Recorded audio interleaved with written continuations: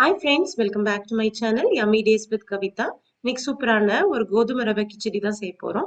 இந்த ரெசிபி காலையில பிரேக்ஃபாஸ்டாவும் சாப்பிடலாம், டின்னருக்கும் சாப்பிடலாம். டயட்ல இருக்கவங்க இல்லைன்னா கொஞ்சம் பெரியவங்க வயசானவங்க எல்லாம் இது லஞ்சுக்கு கூட சாப்பிடலாம். நல்ல ஒரு கூட்டு குழம்பு பொரியல் எல்லாம் வச்சு சாப்பிடும்போது இன்னும் ஹெல்த்தியா இன்னும் சூப்பரா இருக்கும்.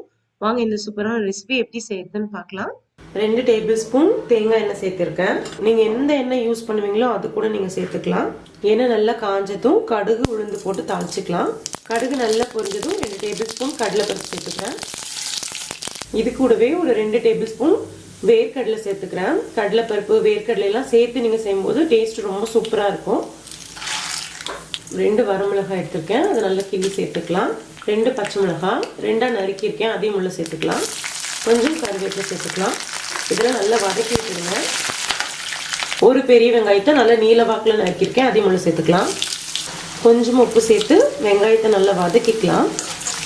கிச்சடி உப்புமாலாம் செய்யும்போது வெங்காயம் ரொம்ப வதங்கணும்னு அவசியம் இல்லை, நல்லா இருக்காது.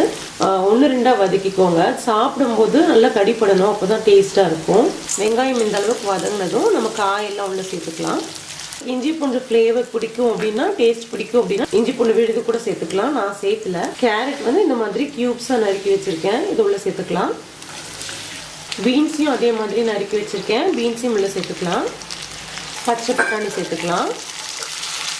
இதெல்லாம் நல்லா ஒன்றா கலந்து விட்டுக்கலாம். இந்த ஸ்டேஜில் காயில் நீங்கள் தண்ணியெல்லாம் ஊற்றிட வேண்டாம். ஒரு 5 நிமிஷம் அப்படியே மூடி ஃப்ளேம் லோவில் வச்சு அப்படியே வேக வைக்கலாம். நீங்கள் தண்ணி ஊற்றிட்டிங்கன்னா அப்படியே சல்லுன்னு இருக்கும், டேஸ்ட் நல்லா இருக்காது. ஃப்ளேம் லோவில் வச்சுட்டு மூடி போட்டு ஒரு 5 நிமிஷம் அப்படியே குக் பண்ணுங்க. காய் அந்த தண்ணியிலே, நம்ம காயில் இருக்கிற தண்ணியிலேயே அந்த காயில் நல்லா குக் ஆகட்டும், அப்போ தான் டேஸ்ட்டு சூப்பராக இருக்கும். இது அப்படியே இருக்கட்டும்.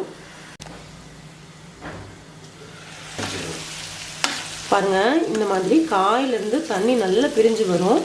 அந்த தண்ணியிலே நீங்கள் குக் பண்ணிங்கன்னா டேஸ்ட்டு ரொம்ப நல்லாயிருக்கும். இப்போ காய் ஒரு 3/4 பதத்துக்கு நல்லா வெந்துருச்சு. இந்த ஸ்டேஜில் தக்காளி சேர்த்துக்கலாம். ஒரே ஒரு தக்காளி போதும். நல்ல பொடி பொடியாக நறுக்கி எடுத்து வச்சுருக்கேன், உள்ள சேர்த்துக்கலாம். மறுபடியும் ஒரு 5 நிமிஷம் மூடி வச்சு வேக வைக்கலாம். இந்த தக்காளியெல்லாம் இன்னும் கொஞ்சம் நல்லா வதங்கணும்.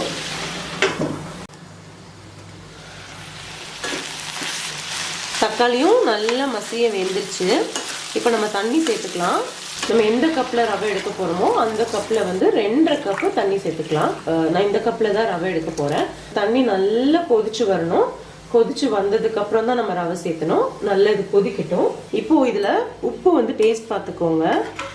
உப்பு ஒரு கல் உப்பு தூக்கலாக இருக்கணும். இது மூடி வச்சிடலாம். இது நல்லா கொதிக்கட்டும்.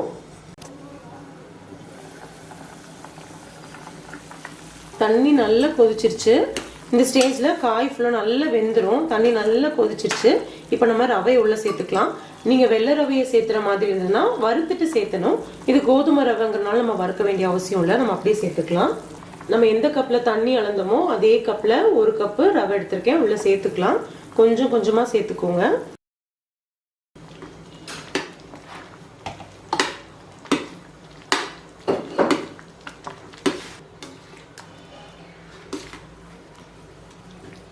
இப்போ ஃப்ளேம் லோவில் வச்சுட்டு மூடி வச்சிடலாம். ஒரு 5 நிமிஷம் அப்படியே இருக்கட்டும். தண்ணி ஃபுல்லாக வத்திருச்சு. இந்த ஸ்டேஜில் ஒரு டேபிள் ஸ்பூன் நெய் சேர்த்துக்கோங்க. நெய் சேர்த்து நல்லா கலந்து விட்டுடலாம். கிச்சடியில் நிறைய காய் சேர்த்துனீங்கன்னா தான் டேஸ்ட்டு நல்லாயிருக்கும். அட்லீஸ்ட் நீங்கள் சேர்த்துற ரவையோட அளவாவது நீங்கள் சேர்த்தணும். அவ்வளோதான், கலந்து விட்டுடலாம். ஆஃப் பண்ணிடலாம். அவ்வளோதான், சூப்பரான கிச்சடி ரெடி ஆயிடுச்சு. இந்த ரெசிபியை கண்டிப்பாக ட்ரை பண்ணி பாருங்க. ட்ரை பண்ணி பார்த்துட்டு எப்படி இருந்துச்சு அப்படின்னு கமெண்ட்ல சொல்லுங்க. இந்த ரெசிபி உங்களுக்கு பிடிச்சிருக்கும்னு நினைக்கிறேன். பிடிச்சிருந்ததுன்னா நம்ம சேனலுக்கு சப்ஸ்கிரைப் பண்ணுங்க. தேங்க்யூ.